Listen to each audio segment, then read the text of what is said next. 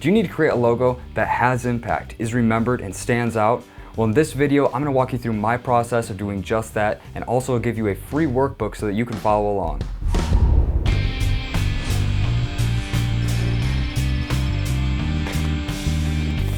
Now before we get started, you can download the workbook that I will be using in this video from my website, brycetufts.com, under the Resources tab. Once you download it, it should be an interactive PDF, so you should be able to fill out the text sections and follow along with this video as I work through it. So we all know dozens of successful logos. They seem to stand for something. Everything they touch becomes more valuable. It's almost like they're infused with a certain power. A logo can be a powerful tool for your brand. It seems like such a simple thing to do, but once you get into it, it really feels like a complex, overwhelming process. So how can we accomplish what other successful logos have pulled off? So to start out, we should understand what a logo's purpose is and what it isn't. For thousands of years, we humans have created symbols to claim what is ours. However, since the Industrial Revolution, logos have had more and more to bear the responsibility of representing an entire brand system. Now notice the distinction here. A logo is not a brand. A brand is how people feel about your organization, while a logo is a tool that we use to help people recognize our organization. By referencing the Logo Design Workbook by authors Sean Adams and Maureen Morioka, we can break a logo down into these purposes. With a logo, we want to answer the questions who, what, and why, and we can break those down into the following needs. 1. Differentiate from the competition. 2. Create an internal focus. 3. Provide clear identification. 4. Enable the audience to form a personal relationship. 5. Create merchandising opportunities. 6. Create credibility. 7. Bring order to chaos. And 8. Communicate the message. Now on top of your logo's purpose, you should keep in mind these 8 rules that your logo should follow. Number 1, identify, don't explain. 2, understand the limitations of the mediums it's going to be used on. Number 3, to be seductive. 4, be memorable. 5, pose a question. 6, stand the test of time and have longevity. 7, be the foundation of a brand system. And 8, empower future users. From there, the rest is up to you. Design styles, colors, temperament, and the feeling you're trying to create. This is where we get to be creative. So with the reasoning out of the way, let's get to designing your logo. In the last video, we created what's called a Stylescape, which is what I recommend doing before designing a logo. So if you missed that video, it's a good idea to go back and watch it. If you downloaded the workbook from my website, the first page should look like this. On this page, you should be able to just name your workbook. So if you're sharing this workbook in an organization and need to explain why you're doing this to other people, this page will just get them caught up to what we've talked about in this video. Now, if we go ahead and we flip to the workbook contents, you'll see all the pages that we're going to work through in this workbook. So first up is what's called intentions alignments. So I do this in all of my workbooks. And the purpose of this is, even though everyone in your organization is trying to do the same thing, they may be doing it for different reasons. And it's important to bring those reasons to light before we start working so that we know what everyone needs to accomplish from this session. So you can see right here, I have listed myself as the marketer. And what I need to get out of this is an impactful brand logo. I need to give my team a useful logo, and I need to have client input to make sure that it's accurate. I will also be playing the part of the client, and I'm going to give myself the name Ted. I need a logo that resonates with my customers, a logo that the team can use, and a logo that creates an impactful brand. Now here we also keep the organization's goals separate, just because they can be different than the individual members that make it up. So here I've said we need to build a foundation for the brand. We need to get marketing on the same page. And we need a versatile logo that can be used in all systems. Now we're getting into the logo purpose section. So the first stage here is evaluating any current logos you might have. I will not be doing this stage because I don't have a current logo, but this is important if you already do have a logo. We need to know what wasn't working for that logo and what might have been working for that logo, so we can identify what changes need to be made in this version. Now the next section is our logo attributes. What should this new logo strive to be? Where did the previous logo fall short? So I said that my logo needs to be luxurious, edgy, classy, engineered, valuable, unique, and eye-catching. So in this section, we're going to focus on the feeling. Where the last section focused on the physical elements that are going to make up the logo, this is going to focus on the audience's personal connection with the logo. So here I've said I want the audience to feel adventurous, high class, technically superior, eccentric, and exotic. Now that we've worked through the logo's purpose, we can get into the actual design elements of the logo. Now the first thing we want to make sure we have here is the name. We don't want to get through this process and realize that we either misspelled the logo or we made a logo that doesn't work in all of the ways we need it to. So in this first section, we're going to put all of the organization's names on paper. We don't want to get to the end of this process and realize that we've misspelled the name or built a logo that doesn't work with all of the name variations we need. So on this page, you can see I've put our primary logo use, which is just the word Votech.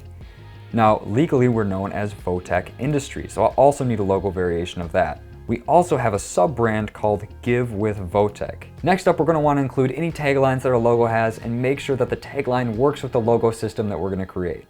So I've added my tagline, Ride of a Lifetime for a Lifetime. So on this next page, we're going to talk about the type of logo we need to create. And this is tricky because there are a lot of different types of logos. So in this workbook, I've included a page to help us break down the different types of logos and understand what might work the best for us. So the first thing we have here is a word mark. And a word mark uses the company name with proprietary letter forms. This one's pretty simple. It's really just your company's name presented in its word form. So one of the big advantages of this is that recognition is difficult to achieve. And by using just a word mark, we can sidestep that problem because when they read the logo, they'll know exactly what organization it comes from. Now, some disadvantages of this are that word marks tend to be generic and they may not be as recognizable as other options. So the next thing here is a symbol, and a symbol is an iconic portion of a logo, and it has the ability to maybe exist beyond the logo by itself. Some advantages of this are that it's easy to recognize. A picture is worth 1,000 words, and you can really communicate a lot without having to say it. Now, some disadvantages are that a symbol separated from the word mark might be difficult to recognize. It might look cool, but without any prior information about the organization, you might not make the connection. So the next up is a monogram. So this is using one or more letters, usually the initials of the organization, to create a symbol. Now, some advantages of this is it solves the mnemonic and legibility issues. The disadvantage is that it can lack meaning by itself and needs repeat viewing in order to become recognizable. Now keep in mind that none of these parts work as an island. We can mix and match them, we can see what works well with others. This is what most organizations do. So next up we have the art strategy, and this is complicated, but we can pretty much break down the art strategy into 4 different sections. So the first off is abstract. So abstract has no inherent meaning and the meaning must be created, but this really gives us the freedom to create something new and memorable. Next up we have Metaphoric, and Metaphoric uses recognizable shapes that communicate the brand's values. And this really works well when it's paired with a metaphoric name. Next up is Literal. So literal is an obvious representation of the brand. Now keep in mind that being literal can border on generic, but not in all cases.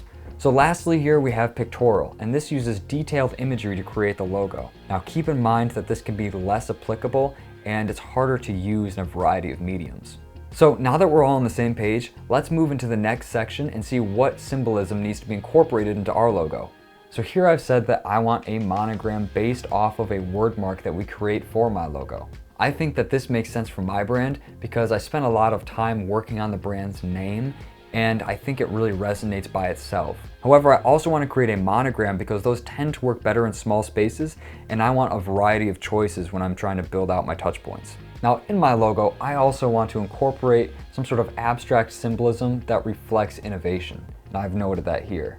So next up in this section, we want to talk about the styles of the logo that we're going to be creating. If you don't know what kind of style you want, I've included a button at the bottom of the page.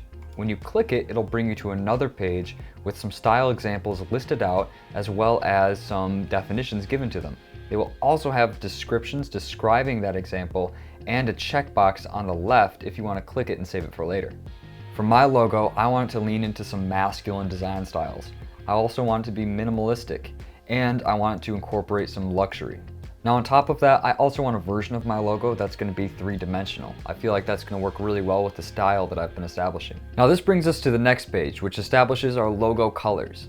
Now if you've been following along with the series so far, we'll have covered the colors section back in our styles booklet. Now in this section, we want to identify what colors are going to be in the logo and then what specific tones of those colors we might be looking at.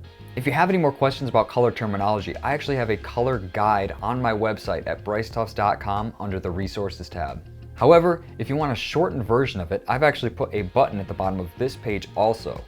When clicked, it'll take you to another page. We'll walk through each of the colors, the emotion associated with it, industries that are typically used in, and what they're used for. I have also included the checkbox on the left where we can select the colors that we're interested in using. So for my logo, I would like to have a mixture of blacks and dark grays mixed in with a dark blue and goldish yellow.